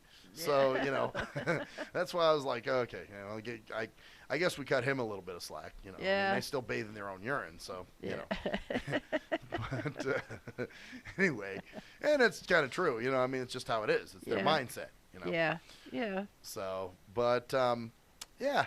But yeah, it is. It does make it rough for people who, that really don't use it as a disability. Right. That don't need all that extra attention. Yeah. Attention. Yeah. So all the drivers start thinking we're all that way because you know how they are. Yeah. It's that one size fits all. Yeah. So it's a real tough. Although I don't think I've ever had a driver that's picked her up and had me. Really? Not that I can recall. Nobody's ever said, "Hey, I picked up your friend at the radio station." Or anything like that. Yeah, because they would say that. You think? Yeah. It's it's one of those situations where it kind of gets, I don't know, if you kind of get agitated with it if you know better, if you know that there's no reason for it. Well, yeah. And then, you know, when they're overreacting and doing the strange shit that they're doing as driver, you're going, why are you doing that? You know, I don't need all that extra assistance. Why are you trying to, Yeah, you know, yeah. and they're treating you like a kid, and you're going, Yeah. well, you know, people like that are the reason why. Well, now this guy that came to pick her up tonight, remember, we were standing outside. Yeah. And he's sitting his lazy ass on the bus. Yeah. So, yeah, which just needs to get the fuck off the bus and come over and see if that's And- the person you're picking up, first of all. at least put the bus where it's available to get into, not like a block away. Well, that's it. He's making himself late now by Yeah. doing that. Yep. So, you know, we're standing out there, and he's just sitting on the bus, kind of Waiting just for chilling. us to, you know, help that person across the bus. To the and bus. Do his job for him. Yeah, and then when that didn't happen, you know, then he got off the. He Yeah. finally drove his ass up, you know, and parked. Yep. After we walked away, we left her there by herself. And you know what's going through his mind? He's probably talking shit about us. Yeah, yeah. Those look at lazy that. people, Yeah, they can't even help that poor blind Yeah, girl. yeah. What the fuck's wrong with them? Yeah. So Yeah. that basically the whole thing of, you know, her getting on the bus, and he had to help her, and you know, Yeah. and so it's just like, I'm sure he's thinking, look, she needs a lot of assistance. Why couldn't they have helped her? Because Yeah, guess what? yeah. We're not getting paid, fuckface. Yeah, that was his job, to make sure she was on the bus and okay, because that was, you know, once she walked out the door, he was responsible for her because he came to the door to pick her up, and that's what he should have done. Yeah, exactly. And you don't want to be the busybody and call in and report that or any shit, nah. because then, you know, I'd be pissed off if somebody did that to me. Yeah, You know what yeah. I'm saying? So, well, this driver was, you know what? He let this blind guy get off the bus and just walk to his apartment by himself. Well, I mean, what the fuck's wrong with those drivers? You know, I call that entitlement. Yeah, Cited entitlement, where they think that, you know, you're actually entitled to shit that you're not entitled to. Yeah. You know, like, those drivers should be getting off the bus and helping you to your apartment. Well, Yeah. maybe I don't need help to my apartment. Yeah. Well, they should be helping you anyway. You don't see. Yeah. So they should be yeah. walking you to your Yeah. apartment. So, yeah, that's kind of, well, like this restaurant we used to have a meeting at back in the day. And the lady, I used to orchestrate the meeting, and the lady who ran the restaurant was like, you know, we love when you guys come, but, you know, my wait staff can't leave the restaurant. And I said, well, they don't have to. Why are they leaving the restaurant? She's like, well, you know, your drivers are the ones that should be getting them off the bus and bringing them in. And I'm like, well, you're right. Or they should be independent enough to walk their ass into the restaurant by themselves. Oh, they can do that? Oh. Yes. Your staff is not required to go out and help them off buses. Yeah, that's your true. staff is not required to walk them out to the bus. Yeah, that's you know, true. it's up to them. They can't Right. find their way into the restaurant. Well, then they probably should stay the fuck home. What should they do? What do they do other places? Well, and who knows? Yeah. And obviously, you know, you got to learn how to be fucking, you know, and I'm in this group on Facebook, actually, called Blind Adult. And somebody was on there saying, how come blind people are so tough on other blind people when they find out that they're not as independent as them? And, you know, or that they live at home with their parents or whatever. And it's like, dude, look at this shit. We're trying to fucking break a stigma, and those people just remake the stigma. You know, yeah. so that's why I get tough on other blind people, and I'm very critical of other blind people, because I try hard to be independent, and they're just fucking off. Yeah. You know? Yeah. So, and they're just like, well, you know, I'm going to take everything that I, you know, I'm entitled to, because I can. Oh, yeah. So it's like, well, you know, you're Yeah. doing that, you're just making a bad image for us. Yeah. So, of course, I'm going to be critical of anybody like that. Yeah, I don't especially even, when you work so hard to break it. Right, you know, and exactly. show people that, hey, it doesn't have to be that way. Right. You try to check them and let Yeah. them know, and then here comes this person who just totally tartatrons your image, and you're Yeah. like, thanks. Anyway, we'll be right back, bitches.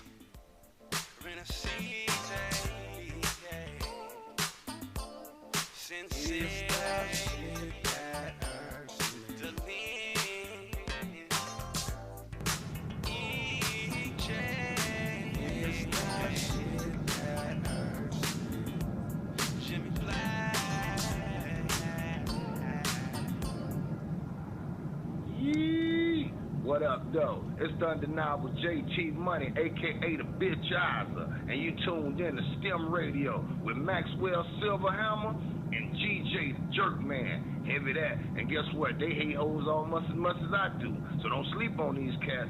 And speaking of sleeping, don't forget to check out my new single, Hustling, from my new project, Morning Wood. It's going down heavy, baby. And speaking of being out, I'm out like a busted trapping, like you already know. Get him, Jay! Answer me this. When it happened, a lot of YouTube hits and hella MySpace friends began to determine whether a rapper has good music or not. Let's be serious. You wouldn't trust half of these people to wash your car or your dog. But you gonna let these people determine what music you listen to? That's crazy. You gotta be a leader, man. Not a follower. Not a follower. And check out that classic album by your boy Black Ice. 5.0 Reasons, 10th anniversary, 1998 to 2008. It's that classic Bay Area G-Funk and mob music. Sample the entire album at cdbaby.com, rhapsody.com, Napster, and iTunes. Or just Google your boy Black Ice. That's Y-A-B-O-Y, Black Ice. He was a young white kid from the suburbs who had it all. Yo, Pops, when you gonna paint my motherfucking Bentley and shit? Sorry, son, I'll get to it. It's just been very hectic down at the office. But he wanted something more. Yo, I wish I could be a G, dog. He wanted to come from those mean streets and be a G like his compadres that he looked up to. Yo, man, if only I could have a gack, dude. I'd bust the most caps out of any G. Then he met Jay Fucker on MySpace, where he learned to rock up that crack cocaine with the dopest of OGs from the street. Yo, we gonna hit the track right now. We gotta slang these hover rocks to these motherfucking fiends, you know what I'm saying? Yeah, dude, can I roll with you, dog? Can I roll in your 6'4"? It's a tale of urban struggle. Yo, you gotta do what you gotta do to survive out in this bitch, you know what I'm saying? Yeah, dude, I can dig it, I can dig it. It was a tale of romance. Hey, dog, you mind if we sleep in the same bed? Gerald Jisenbag and Harold Hardcock give it 2 thumbs up. It's Black Cock Down. Hello, ladies and gentlemen. I'm Maxwell Silverhammer of the award-winning Shit That Irks Me. Now, usually, I'm joking and having fun and laughing, but in this case, I'm here to talk about something very serious. There's a phenomenon that's going on all over this country. It's called dimpling or dimple caking. That's right. There are lonely-ass, poor, sorry sons of fucking bitches that have no friends, no life, and nothing really going on for themselves. So they need people to talk to. So what they'll do is they'll call your phone. And usually what you'll do, being the heartless son of a bitch that you are, you'll just let the phone ring and roll it into your voicemail. And then you sit there and you contemplate, oh no, I have to call this person back. I have to call this person back, knowing that there's quite the chore that's in front of you. What do you do? If you're the heartless son of a bitch that never calls them back, you need to stop now. You need to call that person back and do your dimple duty. That's right.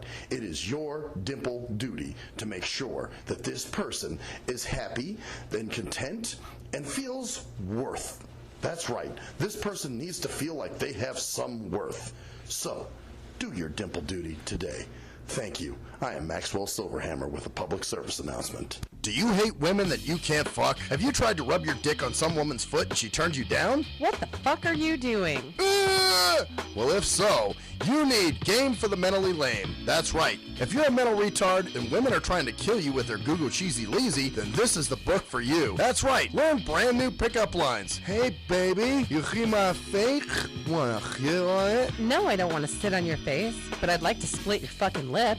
Or you can also learn brand new ways of being smooth and romantic with the come-ons. Hey, how about we go have some choochie, and then after that, we can go to the rum runner. Great, just what I've always wanted, my own drunken alcoholic retard. No thanks. So see, the proof is in the tard. So get Game for the Mentally Lame for only $19.99 if you call now. Order Game for the Mentally Lame for all tards and those who can't quite get it. At last, the wait's finally over. Be Sick returns from a long hiatus with a brand new album entitled Mr. Zero Tolerance. Available for digital download only. Be Sick's no punches pulled approach on the mic gives listeners what they want, as well as gives the rap game a well-deserved kick in the ass. With such hard-hitting gems as the title track, Mr. Zero Tolerance. Mr. Zero fucking toleration fakes at your fun. My tongue's replacing the gun. My toleration is none.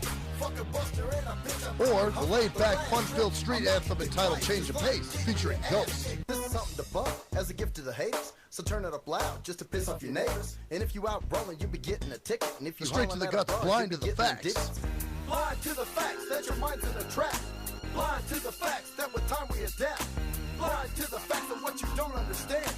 Blind to the facts by the media scams. Blind to the facts of what you read in a book.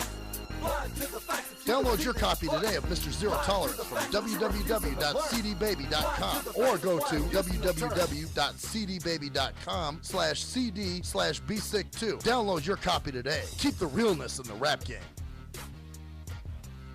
If you're a fan of hip-hop and R&B, join me, the Bruh Ren, for a full non-stop hour of back-to-back slappers.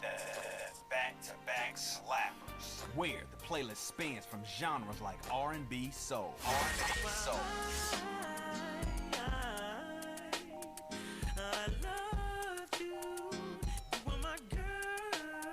Hip-hop bangers like. Hip-hop bangers like. 25 sitting on 25 mil, I'm in the building and I'm feeling myself. Rest in peace, Mac Dre. I'ma do it for the bay, okay? Getting paid, we'll holler whenever that stop. My team good, we don't really need a mascot. Classic throwbacks like. Well, I'm peeping and I'm creeping and I'm creeping. But I damn near got caught, cause my beeper kept beeping. Now it's time for me to make my impression felt. So sit back, relax, and strap on your seatbelt. You've never been on a ride like this before. Every Friday night at 9 o'clock Pacific Standard Time. And Saturday at midnight Eastern Standard Time. Only on the Tough Love Show on JNJ.FM. We are anonymous, and you're listening to Maxwell Silverhammer Fuck that guy. and DJ Jerkman, Yeah, fuck that guy too. only on STEM Radio. Damn, this shit really hurts me.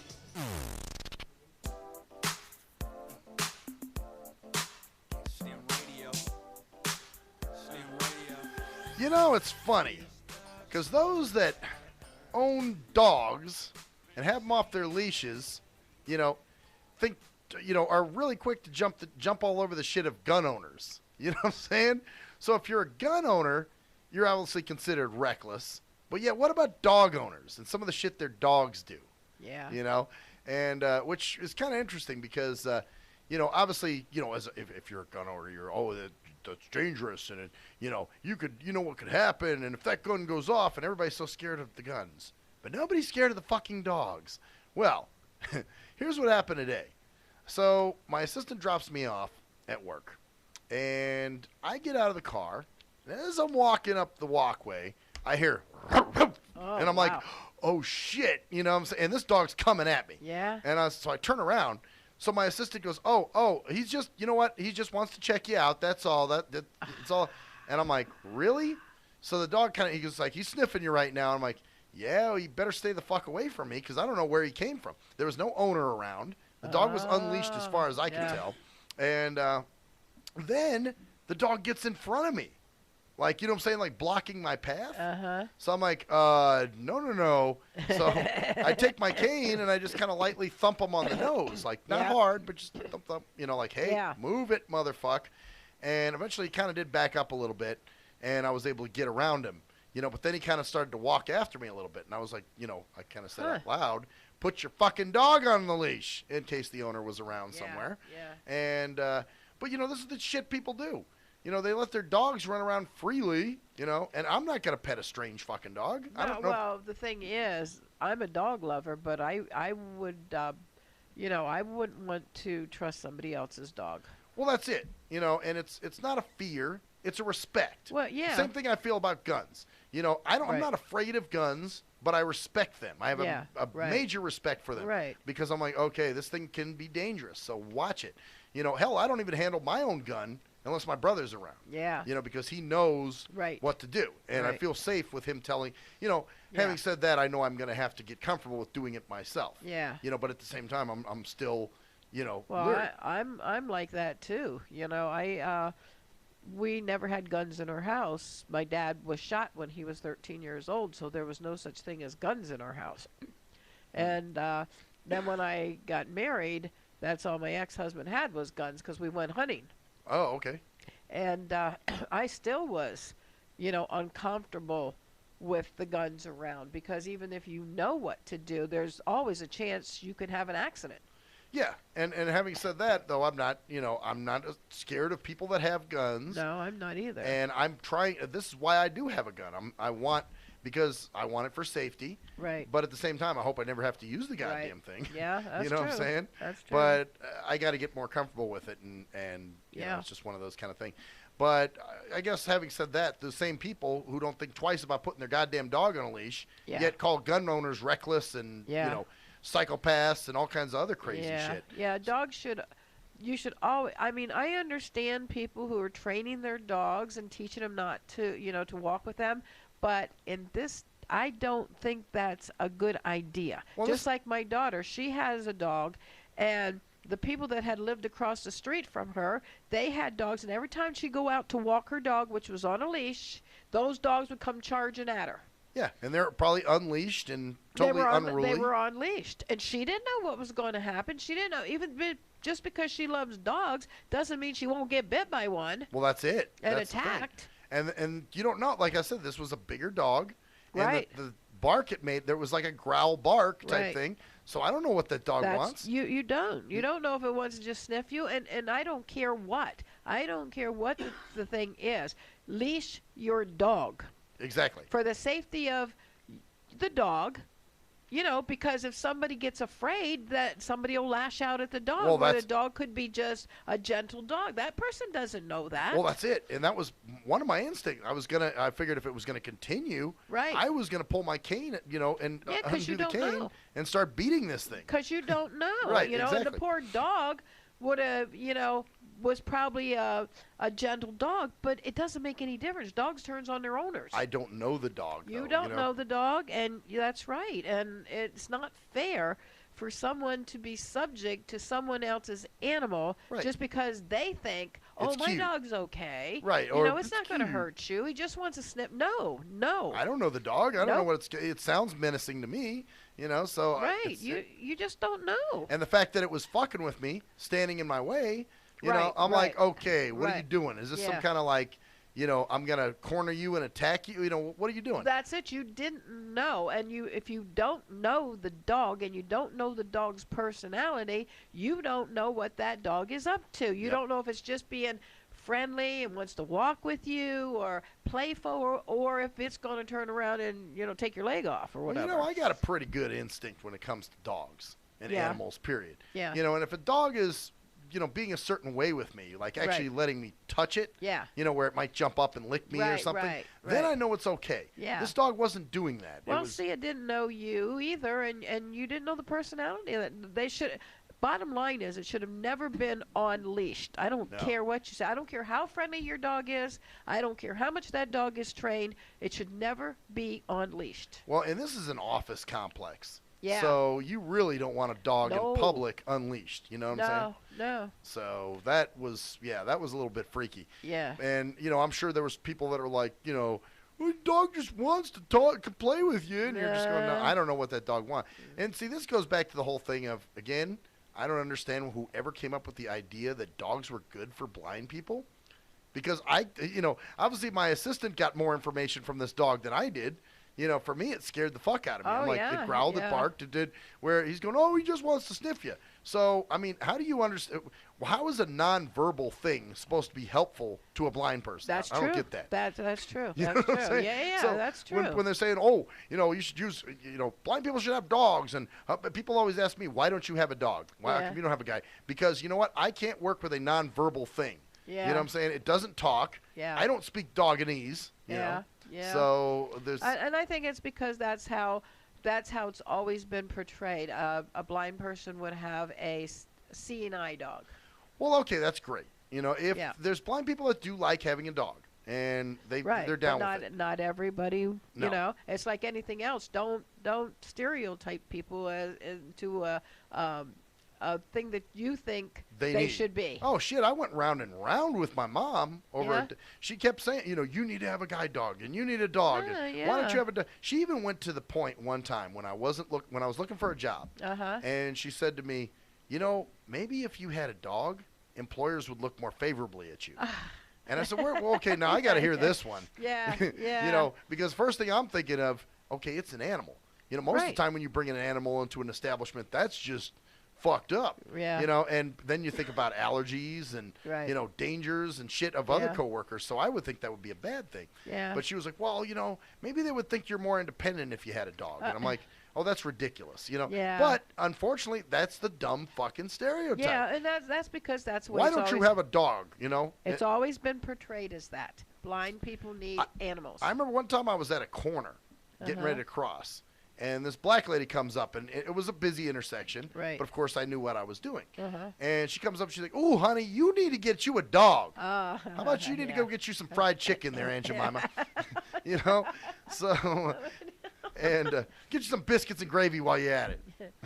So, yeah, it's just something that. But I totally agree. I don't think any dog should be on leashed. I don't care how because you don't know. You don't know if another dog's coming. It's going to attack that dog. Right. It's going to get. They turn on you. Their own owners will turn on. And the blindness factor just adds one more thing. That's my whole point to this whole thing. Yeah. That now I don't know what this dog's going to do to me. Right. You know. Right. I can't. You know, it's all about physical posture. Obviously, my assistant could see what was going on and knew that I wasn't in danger. Right. But for me, I you didn't know. You know, what if I was alone and that dog came up doing that shit? Oh my gosh. You know, yeah. Because you wouldn't.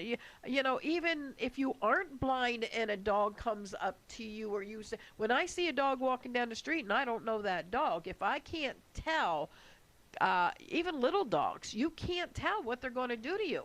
No. You don't know if they're scared. You don't know if they just ran out. You don't know if they're a friendly dog. And they will nip. If you reach over and try to pet them, they may bite your fingers. Well, yeah, you don't know. And nobody should be put in that position, and that makes it bad for the animal because then, you know, the animal is allowed to do something that shouldn't be allowed to do. Right, exactly. Well, it's like, you know, same thing with a cat, you know. And but I do have a very good, again, great instinct when it comes to to animals and dogs and things. My mom had this dog named Rudy, and there was just something about this dog I didn't like. You know, he just seemed very aggressive. Yeah. You know, when I reached out to pet him, you know, he'd kind of nip at my fingers, and I don't like that. You know what I'm saying? That bothers me a little bit. If you don't let me touch you, you know, you can sniff me, but I can't touch you. Yeah. You know, so sure enough, there was something weird about this dog, and I didn't like him. My brother didn't like him. And one day my stepdad's sister is over. And she's sitting on the couch, and the dog freaks the fuck out, jumps on her, bites like part of her lip off. Wow. Her lip was like hanging. She had to go to the my remember how my nose was last year? Yeah. Oh So, my God. same shit. Her lip was hanging off like that. Oh wow. And so they had to go to the emergency room, all this other stuff. Turns out the dog had something called sudden rage syndrome. I never heard of that. That's something that my mom was I never heard of it either, but she said apparently the dog has what's called sudden rage syndrome. So all of a sudden, it's fine, but then it wigs out for one reason or another. Something in the brain gets triggered. Oh my gosh. And it freaks out, and my mom knew, oh shit, you know, this isn't any good to have. Yeah. So she had to go take this dog and put him down. Yeah, they don't. If they get like that, they usually have to because you can't trust them. Yeah. I had a dog that, somebody gave it to me, and they brought it to my house and just said, can I leave it, you know, overnight, and then I'm going to take it to somebody, you know, I'll find a home for it or something. Well, that dog came in, and they put it in my basement, and I'm sitting upstairs, and I said, well, I can't leave that dog in my basement. So I left the dog up, didn't know the dog or anything, and that dog come in, jumped up, sat in my chair, and I was kind of scared because, I mean, I've always been around dogs, but this was a collie, a border collie, and I wasn't used to that type of dog because they're very intelligent and very temperamental. Right. And when it came running in and jumped up on my chair, I was like freaking out, you know. Right. What's it going to do? It got to like me for some reason. I don't know why, but it took to me right away. But so I thought, oh, wow, I got a good dog. This dog likes me and everything. I didn't know much about the dog. The dog was good with me, but I left it out in the yard one day to go to the bathroom, and the gas man came through, or the light company guy came in, got in, attacked him, bit him in the hind end. Oh shit! And the guy went out, and I thought, well, my dog wouldn't do something like that. That dog's so gentle with me, you know. Right. So then. The lady, as one of my daughter's friends, came over to the house, and he bit her in the butt. Oh, so it had problems with other people. Yeah, so then I thought, well, I can walk down the street with this dog. Nobody's going to bother me with this dog, you know, because it was a big-sized dog, and I'm thinking, I'm good. Right. I walked down the street with that dog, and I had to tell people to move to the other side because he would have attacked everybody.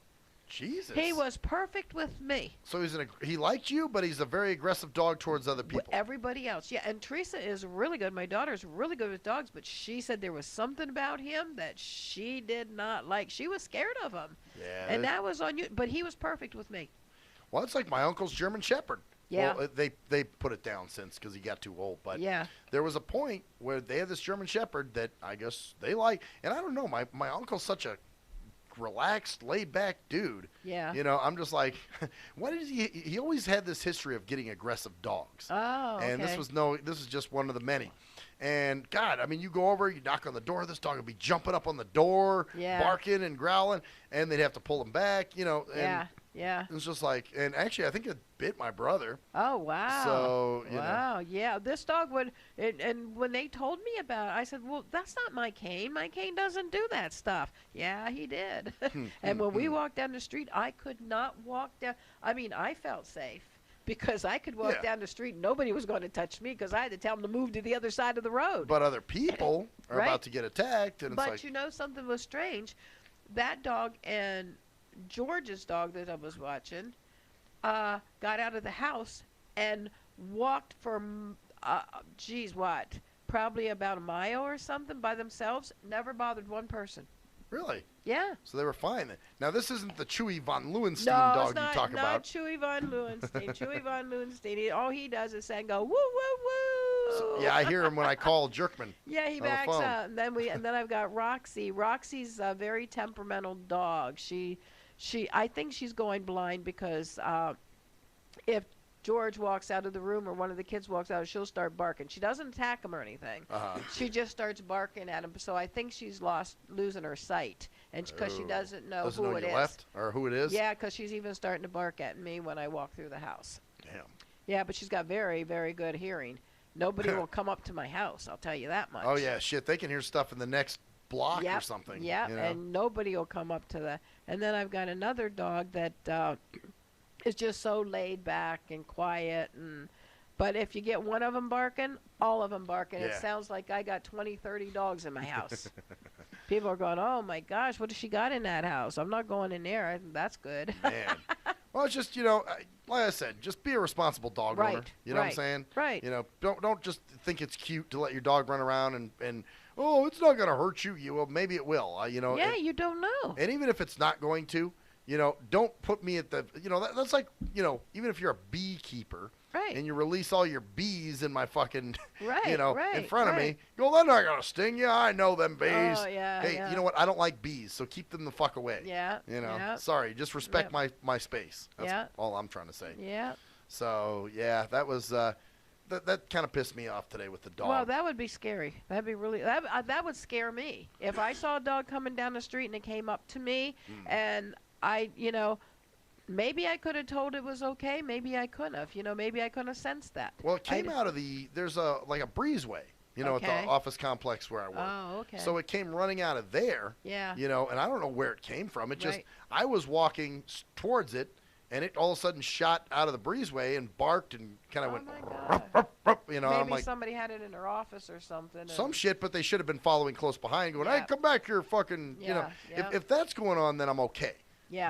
Then I will ask, hey, can I pet the dog? Yeah. And I'm good. Yeah. But when you got a loose dog that I don't know who that belongs to. And there's so many loose dogs out there anymore that just get, you know, people drop off anymore. You just don't know how long they've been out, how aggressive they are. You can't tell that. You know, or maybe it's a stray. Right. That just wandered into the complex. Yeah, you don't know. Because there's apartments nearby there, and somebody could have just, you know, somehow it got Or they loose. left them out for a lot of people. This bothers me more than anything in the world. Oh, they will let their dog out to go to the bathroom. And the dog walks itself to the bathroom. It's like, no, you take that dog on the leash. Yeah, well, the thing is, they let the dog out running around all over, and I'm thinking it's a stray, and here it's people just saying, oh, never mind, I just left him out to the bathroom. Well, the dog can get hit, it can bite somebody. You know, what the heck? Yeah, you should be there attending them. Right, you know. right. Well, or now everybody's got here's the new rage. Everybody thinks they need a service dog. So this, you know, for stupid shit. Well, even like Hazmat that used to do the show with me. Yeah. You know, he now has a service dog. Oh, he does? Yeah, he's claiming his, you know, because of his hand. And I'm going, whoa, whoa, whoa. How is this dog going to help you with your hand? You know, but yeah, he's pimping it all around, and it's a service dog, and they got to let me come in, and I'm like, oh, really? Yeah. You know, come on, man. You don't need a service fucking dog. Yeah, that's because they can't discriminate anymore with dogs. Yeah, but anyone can register a dog as a service dog. Yeah. Well, you know. don't even really have to register them. All you have to do is just say they are a service dog, and they can't question you. Right. Well, you're technically supposed to, present some paperwork or something. Yep. But you're right. In a lot of cases, if somebody says the word service dog, they're like, uh-oh. Yep. I gotta go. Speaking of that, we gotta go. Shit. Well, I'm Maxwell Silverhammer. And I am Hamster. Ha-ha. And yeah, bitches. That's the story there, bitches. Feels naked saying that alone.